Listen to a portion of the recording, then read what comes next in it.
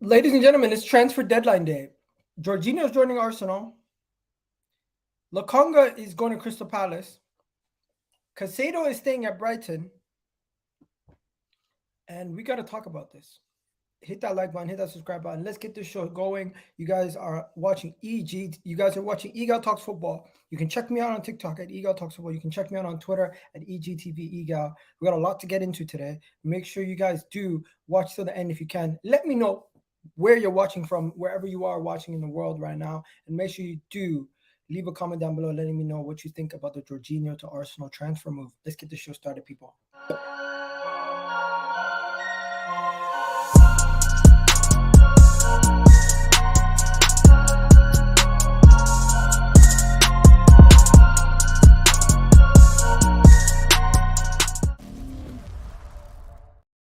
Yes, people. What's going on? It's Egal Talks Football, and I'm back again with another video. So, we got a lot to talk about. We got a lot to get into.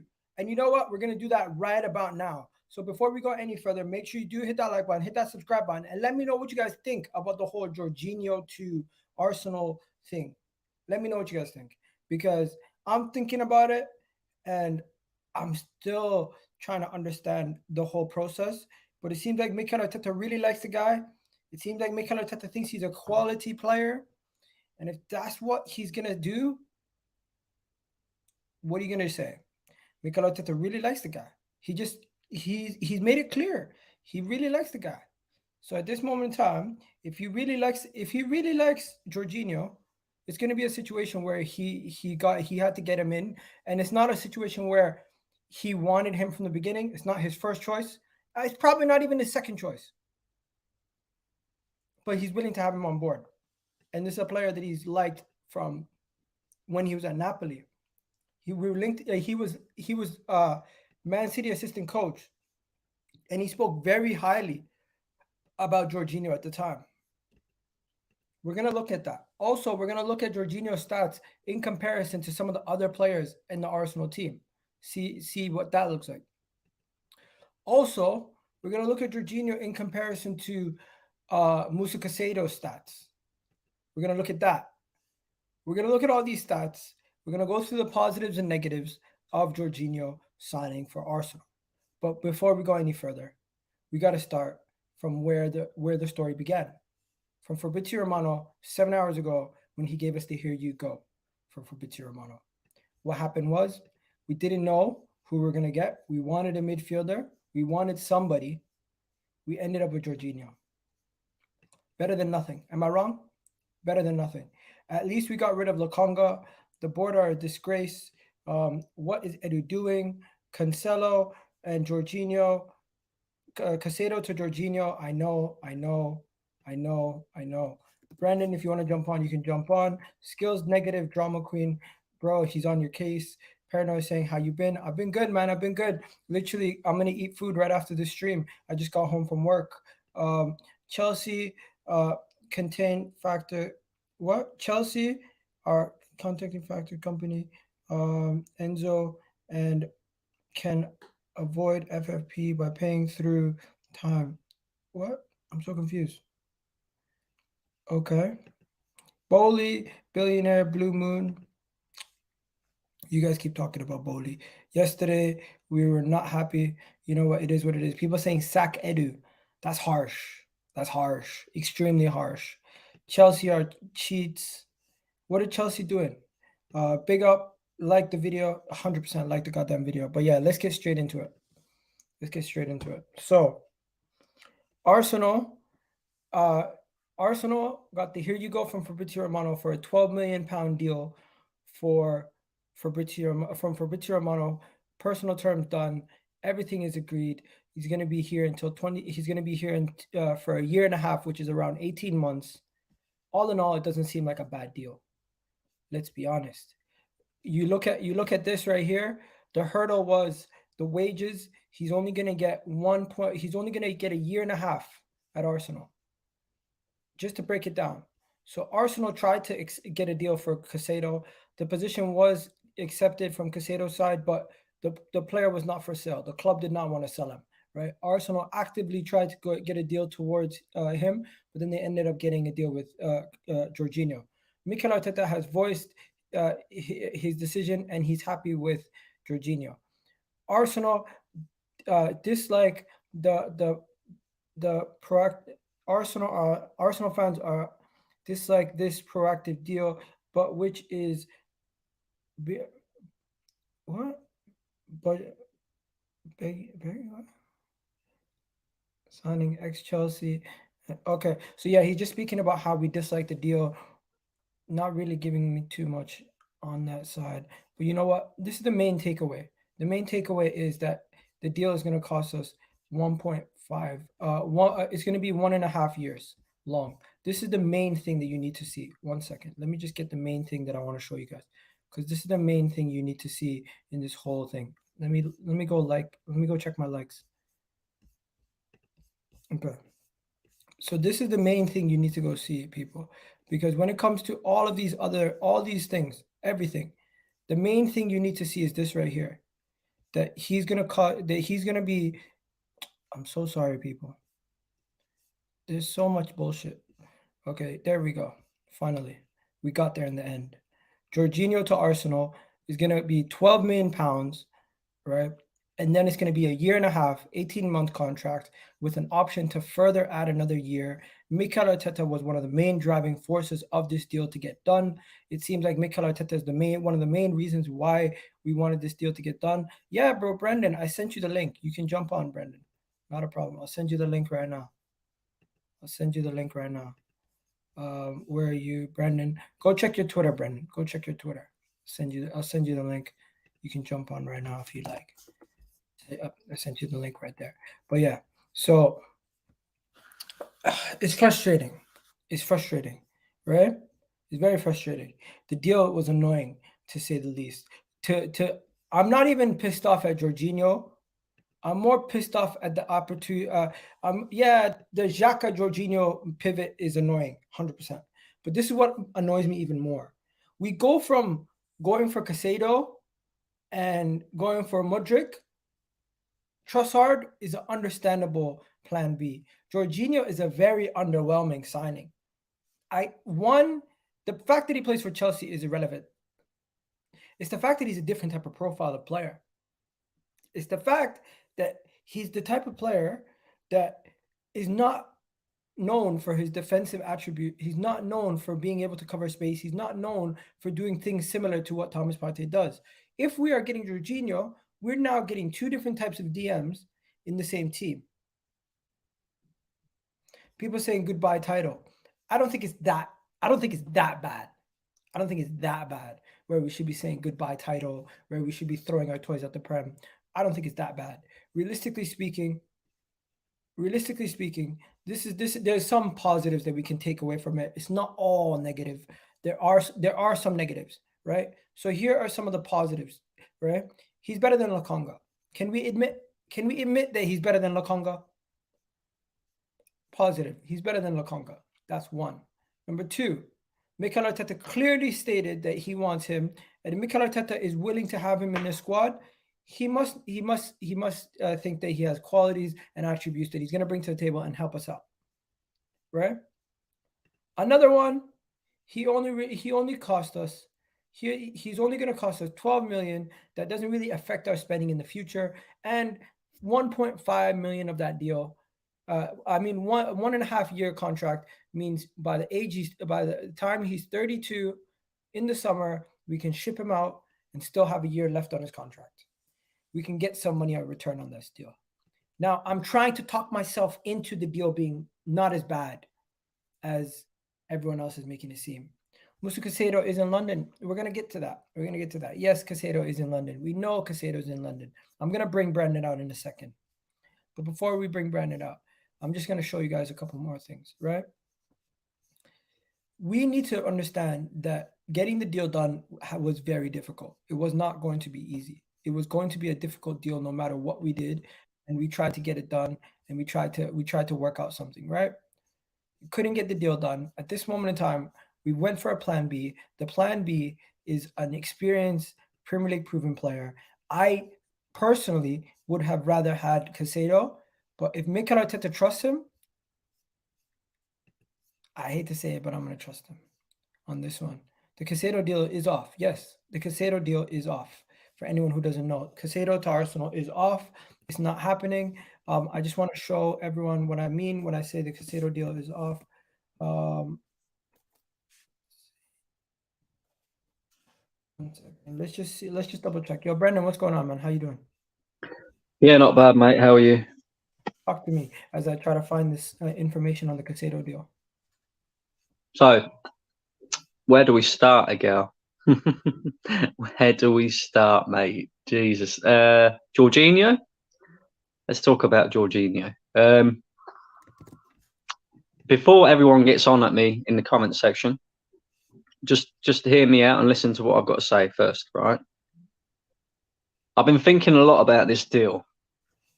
And here's why it is a good deal. Yeah. He's experienced. Can I stop you? Did you think this before the deal happened? What do you mean?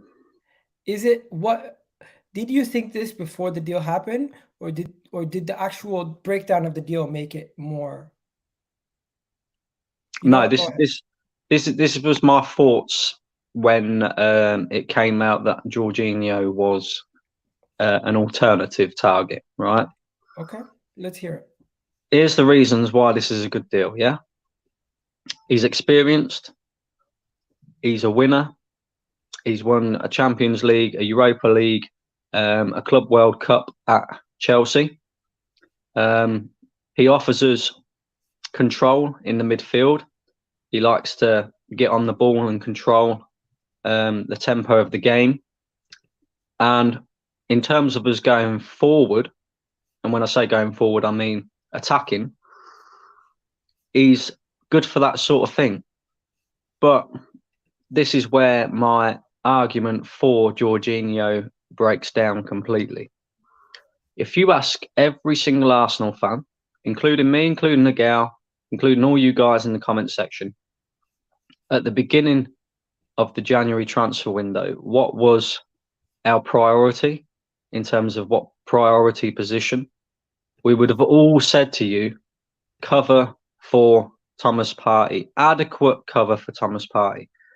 Now, although Jorginho can play in the six, the way that he plays as a player is absolutely nothing like Thomas Partey. He's not strong. He's not powerful. He's not quick. He's not even that defensively that great. He's more of a, I would say, control the midfield type player. Somebody who is good in the transition when it comes to attacking instead. But defensively, I mean, I look at it, right? And this is why it's a bit of a nothing deal. If we'd have said, right, we'll play Zinchenko in midfield instead, then I think Zinchenko would have offered us just exactly the same as what Jorginho is offering us.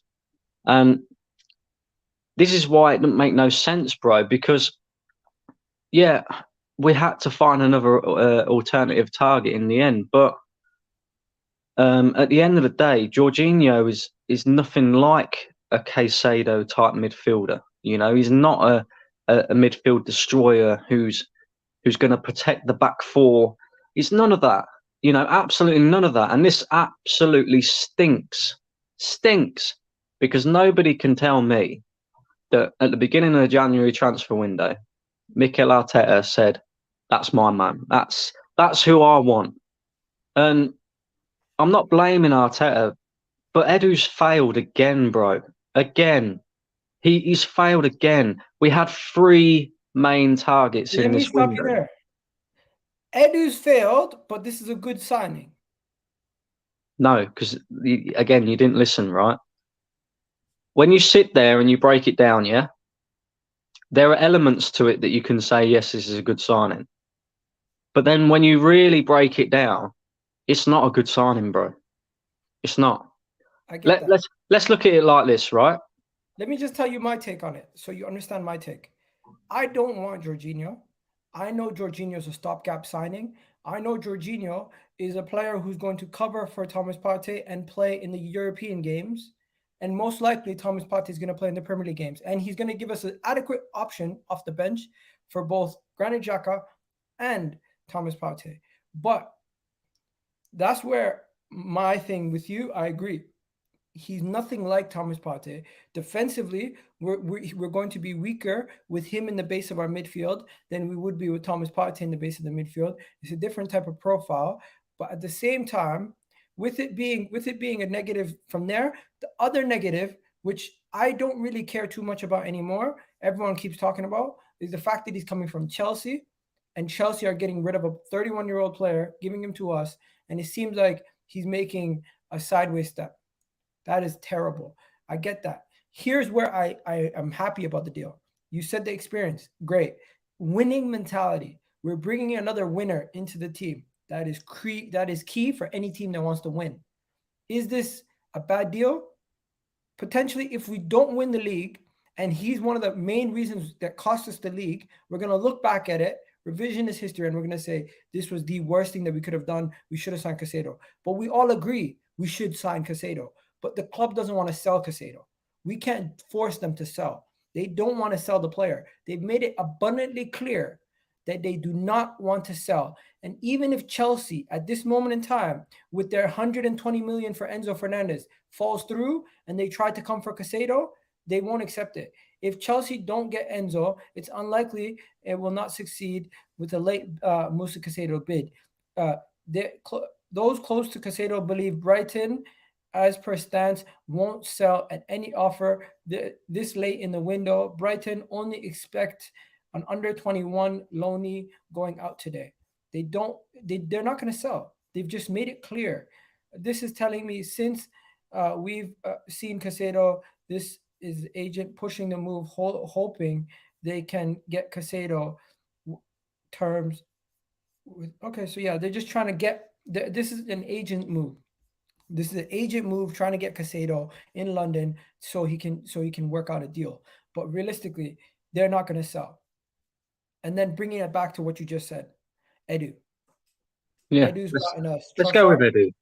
Right? Edu's gotten us Trossard. Let me just give my case for Edu. Bro. Edu's gotten us Trossard this window. Edu got us a secret move in Poland with the guy from Jakub, and we now got a deal over the line for Jorginho. Even though these moves are underwhelming, in the long run, it allows us to also it also lets us build for the future, and it still brings in a player in the short term. Imagine last year we didn't get top 4 because we didn't sign a striker. This year we're in a position to win the league, and we've added 3 players. It is absolutely underwhelming to go from Modric, Caicedo, and whoever else we were linked to in the defense, Evan Ndikia, to who we've gone, but we at least got somebody in the door. And that right there, I'll back Edu and Arteta's decisions on that. But the player himself, I have my concerns. Okay, let me push back on that, right? Let's start with the Chelsea point, right? Over the years, we've signed 6 players from Chelsea that are coming towards the end of their career. This will be the 6th one, yeah? How many out of them 6 so far has worked out for us? 0. Big fat 0. And this is my problem, Miguel, right? Because this club doesn't learn. Willian failed. Luiz failed. Gallas failed. Czech failed. Do you know what I mean? They're not good enough. And there's a reason why Chelsea are moving them on, right? And obviously they're bringing in a lot of players and you know, whatever. That's fair enough, right? So let's start with that one. Secondly, if I can sit here right now and you can sit here right now and say, right, let's go back to the beginning of the January transfer window. If we could only sign 1 player, what position would it be? And we'll both sit here and say a midfielder that can cover for Thomas Partey, that can do the Thomas Partey role. Because of, you know, Thomas Partey having previous not being able to stay fit throughout the seasons. And we've already seen this season as well, that when he's not at the base of our midfield, there's a massive, massive drop-off. It's been a problem for Arsenal for the last 2 to 3 years, right? So my issue is, knowing that we need a midfielder, Why leave it so late? Do you know what I mean? Like this Caicedo deal, right? I believe that if Arsenal had have gone in around about the beginning of the January transfer window, rather than leaving it till late, maybe, just maybe, this deal would be getting over the line. Because we've left ourselves minimal amount of time to negotiate. We've left our Brighton minimal amount of time to find a replacement, even though they brought in a midfielder that, you know, could potentially be a replacement. And it's stupid, bro. Do you know what I mean? Like, even the whole Mudryk thing. I get that the guy is a talented guy, and of course we want to bring in top quality talent. But was left wing ever a real top priority for Arsenal? No, it wasn't. So when we got Trossard, I was happy. Of course I was, because Trossard's a good player, and for the value that the money that we paid for him, he almost pays back himself. But it also allows us as well to go out and address other positions. Now, we've had 3 main targets in this window: Mudryk, Caicedo, and João Felix. And Edu has failed to get every single one of them over the line. Every single one of them. We could go back to last January. Let me just stop you there for a second. I get the whole Edu not getting players in, but what you also have to understand is the team, the way that it's constructed at this moment in time, that is a large portion of it. Credit goes to both Edu and Mikel Arteta. We cannot just criticize Edu and then have Mikel Arteta abstain of blame. And when everything goes well, we give all the credit to Arteta and we say it wasn't Edu signing, it was Arteta signing. Yeah, but can I just say this, right? I'm just going to keep it consistent. I feel like saying Edu out, this is that right now is very, very reactionary, because from the day that we lost to Manchester City 5-0 in the Etihad, I think last season till now, majority of our signings have been good signings. Bar Lokonga, majority of our signings have been good signings. So I'm not going to overreact on that. What I am upset about is the fact that we have changed the ideal type prototype of what we wanted.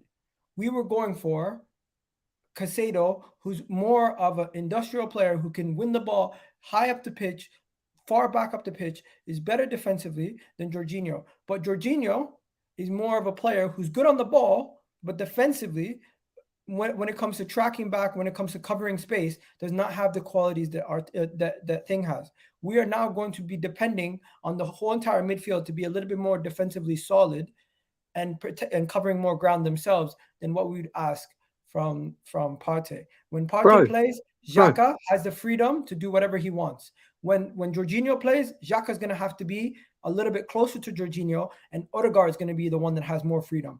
The only reason why Partey and Odegaard have been closer to each other is because they've been saying, Xhaka, do your thing. Odegaard, you help him out. Now Jorginho's there. We don't need Odegaard to drop deep. He can stay higher up the pitch, and Xhaka can help out defensively. At the same time, it is concerning. I agree. It's concerning to have Xhaka and Jorginho as your 2 defensive midfielders, or your 2 midfielders that are covering space. But here's where we need to go to the experts. The experts are saying when you have control of the game, you do not need heavily defensive midfielders. You do not need midfielders that are the most dominant defensively. Look at Barcelona and Sergio Busquets. Look at Manchester City and Rodri and Gundogan. Look at some of the best teams in the world at this moment in time. They don't tend to have traditional defensive midfielders. Yes, Real Madrid had Casemiro, who's now at Manchester United, but they don't always need that. I've talked myself into this transfer being a decent deal. I am still concerned defensively about the player. Don't get me wrong. But with those concerns, I'm not now saying the transfer is a garbage transfer. It makes no sense why we got him. It doesn't make sense why we would change our identity. The only thing that makes sense is this is the only deal we could get. This is the only thing we can get over the line. Hence why we've gotten it over the line. He's the only player we believe we could have gotten. And just one second, before we go any further, we're seeing him now in an Arsenal kit. He's doing his interviews. It's done. The deal is done. This is done.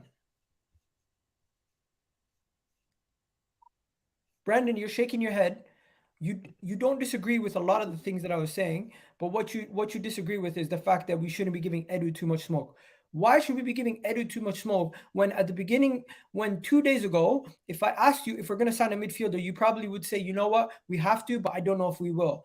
And we now pulled it off. I'm not upset at Edu. I'm just looking at the level of quality drop off that we've decided to go for, and I'm saying to myself, the level of quality that we've dropped off is a little bit annoying. You're But crazy, bro. what am I crazy about? If you're not upset at Edu, you're crazy. Why would I be Seriously. upset at Edu when he's gotten us Trossard, he's gotten us a midfielder, he's doing what he's supposed to do. He's trying to find a solution in a tough market. If he now goes into he already made mistakes in the summer. I was already pissed off about him again. I'm just not going to be here yelling and screaming Edu out when he helped build the team that has us first in the league. It's not Mikel Arteta only who has us in this position. That is also something that needs to be acknowledged. We cannot just make it seem like, Bro, oh, I'm not hearing it, bro. I'm not hearing it. Of course, I get it. I understand that it needs to be acknowledged that Edu has been part of this, which has got this team to where it is now, right? However, Miguel, we're sitting top of the Premier League, 8 points clear. Let me ask you this, right? Well, let me just make a statement first and see if you agree. We're in the same position now as what we was at the beginning of this January transfer window. We all said, if Thomas Partey picks up a significant injury or is out for a significant amount of time, this could be detrimental to our season. Jorginho is not adequate cover for Thomas Partey because he doesn't play the same role as Thomas Partey, right? In terms of defensively, there's still going to be times within games where we're going to have to defend, right? And he's not good at that. Do you know what I mean? So, and then on top of these that, stats right? tell you differently. If you look at that, at the Euros, he had the best tackling interceptions. He had the ball recovery second, distance covered, passes, shot creating opportunities, fouls one. Then you look over here in the Champions League, similar tackles, interceptions, tackles, what do you call it? Ball recoveries. Successful passes, distance covered. Bro, you're looking at stats from 3 years ago. The guy is 31 years old now. Okay, let's look at this season. Look at that. It's fine. Look at this season, right? But right, I'm telling you, Edu cannot get away with this. He can't. He can't get away with this, bro. Look, let me just say this, right? Arsenal top of the Premier League, 8 points clear, have a great opportunity to win the league, yeah? And if we are to maintain this kind of like competing for stuff and winning top honours, the only way to improve this team is to buy the big name players for lots of money. The players that are going to improve our first 11 as well as our squad depth, right? 1 second. Can I ask you a question? Everyone in the chat, does Jorginho coming in, Lokonga leaving, improve Arsenal? In the short term, yeah. That's all they needed. Are we a better team? 1 second. What we wanted this window was squad depth. With a new center back, a new left winger, and Jorginho coming in, are we a better team at the end of the window than we were at the beginning? It's not the point, bro.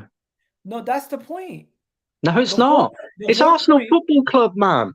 Come on. No, listen. Like, look at Lokonga, yeah? Real Madrid, Barcelona. If you cannot find what you want in the market, you're going to have to take. I don't like all this crap about it's a tough market either, Miguel, man. Come on. Chelsea have just signed 10 players. And Chelsea are a mess. They need it. Whether they're a mess or not, bro. I'm not hearing this. Oh, it's a tough market. It's a tough market. What is tough, right? is Edu Gaspar went out there, made the whole world know that we had 100 million euros to spend by failing to get our main target of Mudryk over the line, right? So what did So we from do? then on, the whole world knows we've got 100 million euros to spend.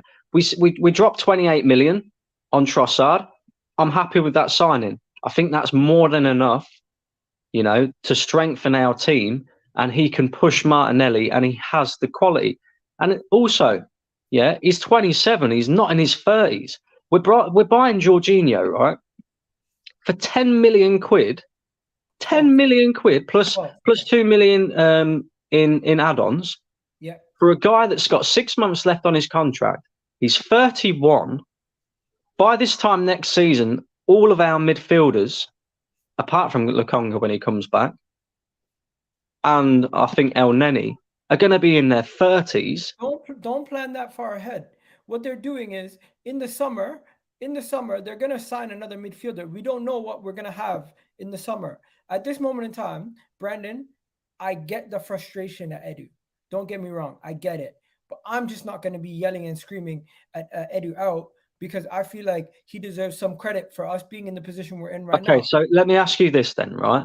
Yeah. Like I said earlier, for Arsenal to consistently continue to compete and to continue to challenge for major honours, Yeah, we need to be able to get transfers over the line, whatever price they may be, right?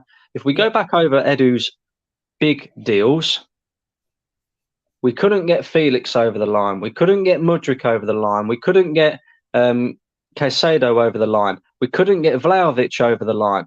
You know, there's so many there. Do we need to be able to have a better negotiator when it comes to negotiating these big deals? Because Edu just simply can't do it, bro. He can't. Is it Edu's job to negotiate, or is it Richard Garlick? Well, whoever it may be, right? Whoever does the negotiation side of things, whether it be Edu or Richard Garlick, right? And I'm sitting here and I'm saying I think it's Edu, but I might be wrong. But whoever it is needs sacking. Sacking. Because this is not good enough. The fact that we're in a Premier League title race and we've just signed 31-year-old Jorginho from Chelsea for 12 million quid when he has 6 months left on his contract. He's an unwanted player at their club, who are sat in 10th, by the way, right? When there are other options out there, we're all sitting there going, yeah, but there's nobody else, nobody else. I'm reading today Fabrizio Romano tweeting out about how Sofiane Amrabat is looking to leave Fiorentina and go to Barcelona, but Barcelona can't add a buying clause to the deal because of financial fair play. Why can't we go and get him? He had an absolute stormer of a World Cup for Morocco. He's more suited to the role that we need to cover. I'd be more comfortable knowing that he was there than Jorginho, because he's more defensively sound than Jorginho. Do you see what I'm saying? So it's not like there's no other options out there. The club like to spin it and make it sound like there's no other options out there. That's absolute rubbish. Absolute rubbish. Yeah, we're a big club. We're in a title race. Caicedo wanted to come. Yeah, Brighton obviously didn't want to let him go. But I'm telling you now, Egal, if we dropped 80 million quid, like Brighton was asking for, he comes to Arsenal. But instead, we piss about 60 million plus 5 in add-ons. Do you know what I mean? Like, we've got time in the transfer window to be doing all of this. We haven't. But bro, they said no. They said they don't want to sell. They said what they said. Even if we go back and say hypotheticals, this is that, there's nothing we can do. No, there isn't. But I tell you now, if Chelsea don't get... One second. If there is a situation where Caicedo was sold this window to, say, Chelsea after the Enzo deal fell apart, then I'll be like, yo, we are an absolute idiot. We let this guy go to Chelsea, and we basically funded the deal. But it's a situation where they are not selling Caicedo. They've made it abundantly clear they're not selling Caicedo. We've gotten ourselves, as you said, He's not necessarily a bad signing short term. He's a good fix. This is not a Aubameyang to Chelsea type signing. This is not Willian to Arsenal type signing. This is a decent cover, to be honest. And he's not going to start week in week out. We basically took our midfield.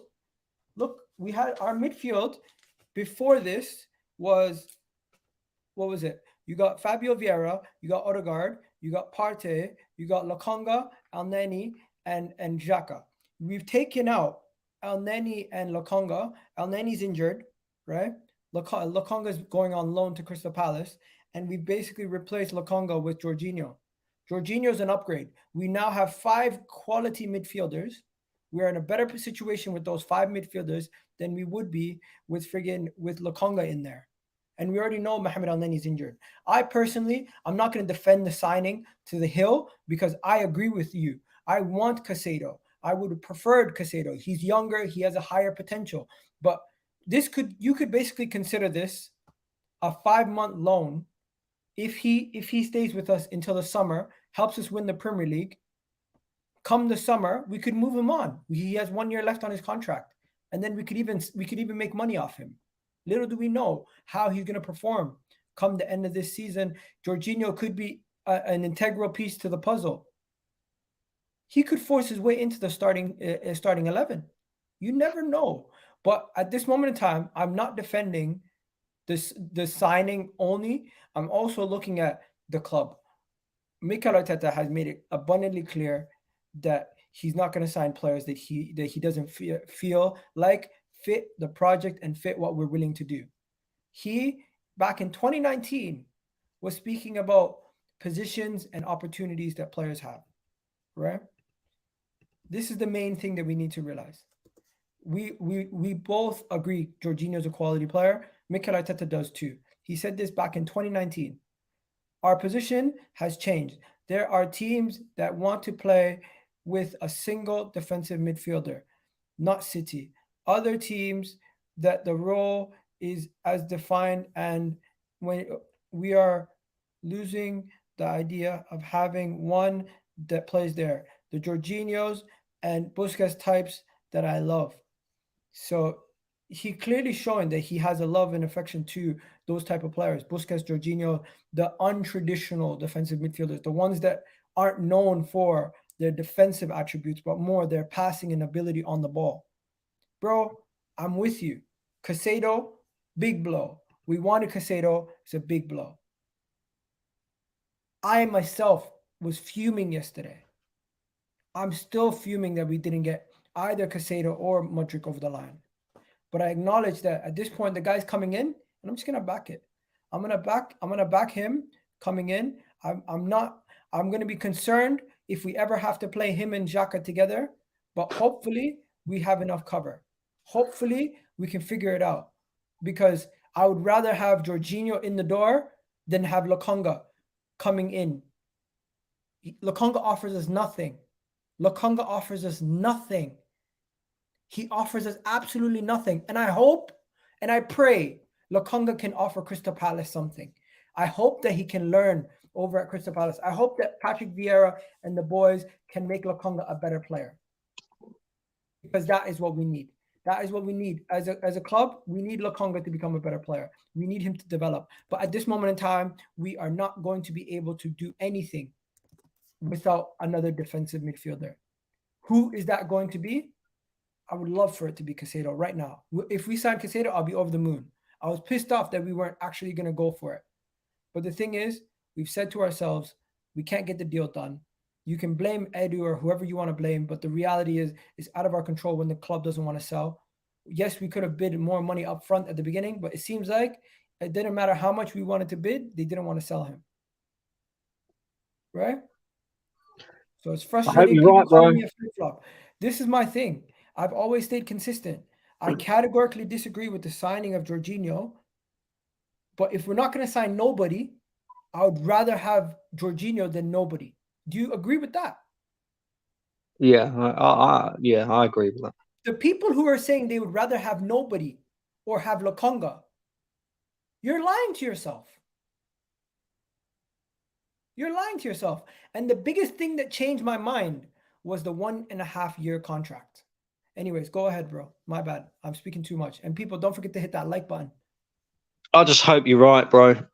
I really do, because if this ends up being something that ends up costing us a Premier League title, I'm not going to be happy. Not at all. Because a big club like Arsenal, just, you can't be taking Chelsea rejects, and it doesn't matter who it is, really. You know what I mean? Like, we've got to be moving forward with the big money signings is going to be the only way to improve this first 11 now. And if Edu can't get the big deals over the line, or Richard Garlick, whoever it may be, can't get the big deals over the line, then we need somebody else to come in who can. Because otherwise, over the long term, we're going to stagnate, and we're going to end up back in the same position we was when Arsene Wenger was here, which is top 4, and that's it. And I don't want that. I want Arsenal to not just do a Leicester City this season and win one Premier League and then fall off. I want Arsenal to be consistently competing for major honours, consistently competing for the big name players in the transfer market. And at the moment, we're just not, bro. We're not. We're really not. Like, even the players that we signed, yeah? If we go through all the players, and don't get me wrong, the players that we've signed and the team that we've built right now is exceptional. But Aaron Ramsdale, nobody wanted him. Easy deal to get done. Ben White, right? This is where I say about Edu and Richard Garlick, right? Ben White, we went in for Ben White from Brighton, and they said to us, 50 million quid. We tried to negotiate the deal. What did we end up doing? Paying the price anyway. Yeah. Same for Thomas Partey. They said, pay the release clause if you want the player. We pissed around for 3 weeks, lost a few games, and drew a few games that we possibly could have won if we had Partey in the side, and ended up paying the release clause anyway. This is what I mean about whoever negotiates our deals just simply cannot negotiate big deals. 1 second. This question is important. That's a hypothetical question. Who are you going to blame if we don't win the league from this point onwards? Ourselves. That's the reality. We're gonna blame the players who don't perform well from now until the end of the season if we don't win the league. We're gonna blame the manager for not setting them up properly. And at this moment in time, people are gonna blame Edu for not going and getting Caicedo if we don't win the league. But in my opinion, I'm not going to be one of those people who goes back and says we should have signed Caicedo, because at this point in time, we know we should have signed Caicedo. Are we going to go and talk about it every single day? It depends, you know, in your hypothetical question, it depends what it is that costs us the league. If it happens, Jorginho costs us the league, and he makes a mistake that costs us the league against City. Imagine Jorginho comes on, substitution versus Manchester City, wins us the game. Are we then going to say, yo, Edu, big up to Edu for the Jorginho signing? I feel like this is as much as an Arteta signing as it is an Edu signing. That's the reality. But I'm just going to go to the Lokonga piece because we've spent so much time talking about this. I'm just going to say, yo, guys, Crystal Palace are close to the signing of a loan deal for Albert Sambi Lokonga. The agreement is completed. The player has been, from the player side, the medical will be taking place this afternoon, as reported by Sam Collins. He reported this earlier today. Where is it? He's an Arsenal guy, of course. And he said Jorginho was already spotted at London Coney, finalizing his deal. Lokonga is undergoing his medical to finalizing his loan deal. Caicedo is not moving. Enzo Fernandez is most likely going to end up at Chelsea, which is a massive deal. But we also, Brendan, let's be real. Let's not compare ourselves to Chelsea and the way they do their business, in the sense that they splash cash out ridiculously. We know Arsenal, that's not how we do things. We did that once with when we signed Perez and Mustafi and Xhaka and all these guys, and we did that again when we signed Lucas Torreira, Guendouzi, Leno, and Pepe. We don't do that. We genuinely don't go and splash the cash. I would love us to go and have signed Modric. I would have loved us to go and spend the money on Caicedo. but we just don't do business that way. And sometimes I just know the way the club operates. Certain things that I would like as a fan just don't happen. Such as if there's an 80 million pound midfielder available in the January window, we bid 75. The club doesn't want to sell. We're not going to now spend 100 million to try to get the guy in. That's just not how we do things. Unfortunately, I would love us to go and spend 100 million, but we don't. I don't care if we spend 100 million or if we spend 80 million, but that's just how the club operates, and I've gone to accept this is how they are. It's frustrating, it's annoying. I'm not going to sit here rant and rave. We left the January window with 3 signings. If you were to rate the window out of 10 right now, what would you rate it? Everyone in the chat, if you would rate Arsenal's January transfer window out of 10 right now, with Trossard coming in, right wing cover, left wing cover, can also cover as a striker, a left-footed center back in Jakob coming in, who can play across the, who can play in the defense and the defensive midfield role, and we now got Jorginho who can play as an 8 and who can play as a 10. Let me know what you would rate Arsenal's transfer window out of 10 at this moment in time. People are saying 4, 8, 6, 7. I'm seeing 6s, 6.5, 6, 7, 2, 6, 4, 6, 7, 7. Let me know what you guys rate the window. J5 is perfect for the Partey rest. Thank you. Take a bow cat and then a bunch of hearts. What are you saying? Talk to me. What do you rate it? Because it's underwhelming, but realistically, it's an average window. We got 3 players in of lower quality, but I'm happy that we actually got something instead of nothing. I'm still upset that it's Jorginho. I don't rate Jorginho that highly, but hopefully he can prove me wrong. And he's about to become an Arsenal player, so I'm going to back him the moment he wears that Arsenal kit. You are too. Yeah, of course, but still disappointed, bro. You know what I mean? Like, rate the window 4. Okay, how about this? Let's rate the signings and then we'll take the average. So, Trossard, what do you rate him out of 10? I would rate Trossard at 8. Right? I wouldn't go as high as an 8. I'd say a 7. Okay, so everyone rate Trossard signing right now in the chat. Let me know. What do you rate Trossard signing? Okay. Getting rid of Lokonga on loan. That is a good thing. No?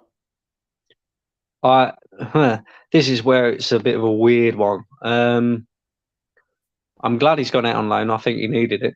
Definitely needed it. And the fact that it's at a Premier League club as well is good because it keeps him here. It keeps him in the league. It helps him get used to the Premier League. I just hope he can sort himself out because there's no doubt that Lokonga has got some talent, but I just don't think his attitude's right. I don't think his confidence is there. I don't think his drive and his, like, I was comparing him to Nketiah the other day, right? Nketiah is where he is now and scoring goals for Arsenal and consistently starting up front, not just because of Gabriel Jesus' injury, but the fact that he has the mentality to go, okay, I'm not in the team right now, but I'm going to keep going. I'm going to keep training hard. I'm going to keep working hard. And when I get my opportunity, I'm going to take it. And in the Europa League, he wasn't taking it. But now that he's playing in the Premier League and consistently playing for us, I think he scored, what, 6 goals in 7? But nobody can sit here and begrudge that return from a striker who was, you know, massively criticised as well by the majority of the fan base, including me, for the fact that he was on 100 grand a week and wearing the iconic number 14. Then you, on the other hand, have got Sambi Lokonga. Sambi Lokonga's mentality doesn't look right. It doesn't look like the same as what Eddie Nketiah has got. Like, he's not busting a gut to get into this team. He's not coming in and putting in top class performances every time he gets an opportunity. The guy couldn't even control a midfield against Oxford. So hang on. So for him to get Premier League experience at Crystal Palace will be good because I think it's going to be an important, you know, last few months of the season for him, because I think if he happens to flop at Palace and fail, then Arsenal will sell him in the summer. If he can prove himself and show that he can be a Premier League midfielder, then maybe we'll give him another opportunity next season. But as of right now, I'm happy that that has happened. But at the same time, while I'm happy that has happened, and I know we've got Jorginho in, but I can't understand I can, and I can't understand the timing of it from the club because, again, I know we've got Jorginho to cover, but El Neny's out injured. So that means that either one of Granit Xhaka or Thomas Partey is going to have to play Europa League games as well as Premier League games. 1 second. Jorginho will be playing the Europa League games. No, that's what will be starting the Premier League games. We should already know this and understand. Imagine 60-minute mark. You need something to change in the midfield. You're bringing on Jorginho. It's not as bad as I first thought. No. I think you misconstrued what I said there. What I'm saying is because Lokonga's gone now, although we've got Jorginho, right? Because Lokonga's gone now, that means that one of either Granit Xhaka or Thomas Partey is going to have to play Europa League games alongside Jorginho as well as Premier League games. Do you see what I'm saying there? That's not a problem. That was always going to happen. Yes. We're in the knockout rounds of the Europa League. We weren't going to rotate too much. Let's be honest. You agree with me there? Yeah, we weren't going to rotate. We weren't going to change 10 players, bro. Come on. We're in a knockout competition. We're not gonna risk it. We're gonna try to compete for the Europa League and the Premier League. It's just gonna be, at what point do we give up on the Europa League? And hey, Manchester City are making dumb moves also. You never know, Man City could fall off. But let me just bring it back. So Trossard, a lot of people are giving Trossard a high rating, right? Say you give Trossard an 8, right? Sorry, you give Trossard a 7. What do you give? Mm-hmm. What do you give Jorginho signing? A 6, a 5? What do you give Jorginho signing? Let me know. Rate Jorginho's signing. I'll give Jorginho a 6. No, yeah, average 6. It's a pass, but it's above average. If I put my disappointment to one side, I'd give it a 5. People saying 3, 5. Okay, so if you're giving him a 5, what are you giving Jakub? I'm going to find this one difficult to rate because I don't know anything about the player. I know he's a left-sided centre back, but I've never really seen him play before or anything like that. Maybe a 5 again. Yeah, people forget Zinchenko can also play there. Ben White can also play there. Jakub can also play there. There's a couple players that could play there. But so you're saying 7, 5, and 5. Okay. So that brings us up to 17. Divide that by 3. You get a medium of 5.5. You're saying the window is 5.5 out of 10. Is that about what you think? Between a 4 and a 5, yeah. No, you got 5.5 between a 5 and a 6. That's what your ratings give. Yeah, but just because I give Trossard a high rating, do you know what I mean? Like, for me, the transfer window overall is a 4 out of 10. It's a 4. And I'll tell you why. Because when we break it down, yes, we got 3 players in, but we missed out on all of our top targets. That can't be forgotten about. Do you know what I mean? You can acknowledge that. It's underwhelming, but at the end of the day, you got the positions that you needed. You're not leaving the window short in any position. I don't think we did get all the positions that we needed.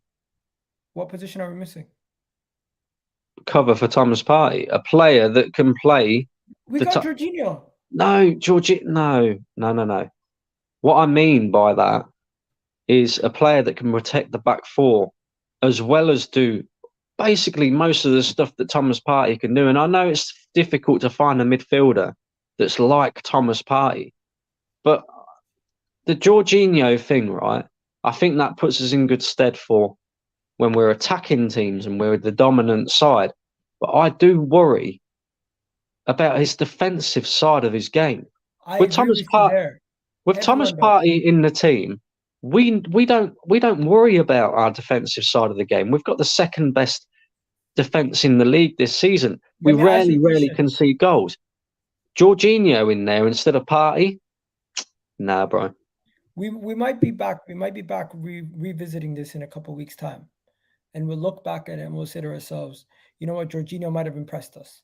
I'm just gonna wait and see. For now, people saying Jorginho is not the level we need.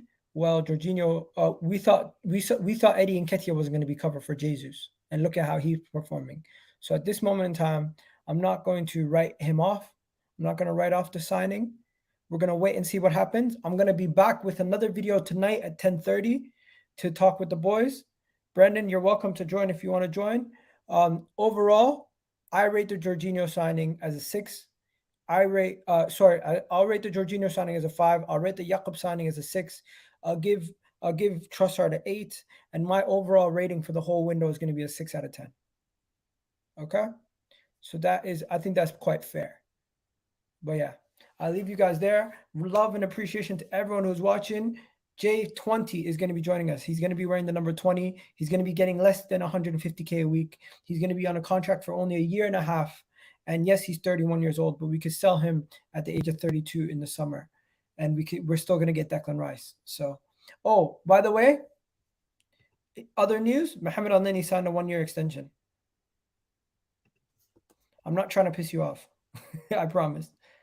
But Mohamed Neny are expecting Arsenal to trigger Mohamed Neny's option to extend his contract by a further 12 months, considering undergoing an injury that had impacted on the decision, which has made to be the announcement in the next week or so. So because he got a knee injury and he's going to have surgery, the club is going to give him a contract extension.